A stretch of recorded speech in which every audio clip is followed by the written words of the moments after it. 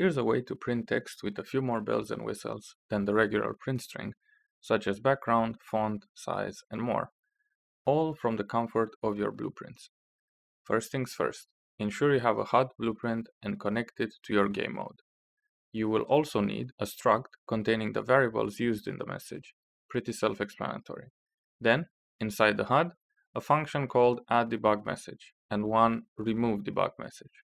For the first, using the struct array, looping through to find the key, which is kind of like an identifier. When you have the same key, set the array element to edit the same one, and in the case of a new entry, add it to the array. For remove, in case you use duration 0, which means permanently on screen, you might want to remove it. Similar as before, finding the key, then removing the index found. In the event graph, some variables for the message that you can tweak to your liking, and then, similar as before, loop through the array, but now get the text size, then drawing the background for it, then drawing the text itself, and set the current y, which is the spacing between things. After all of this, ensure the message is removed if duration is used. And lastly, call it wherever you want.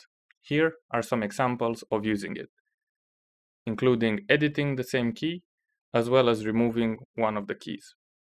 This approach is great for debugging when you want to better color code things, or you want things pinned on the screen for a longer time, or even as accessibility for devs with vision impairment. Tune in every 2 weeks for more quick tips and tricks for Unreal Engine 5. Thanks for watching.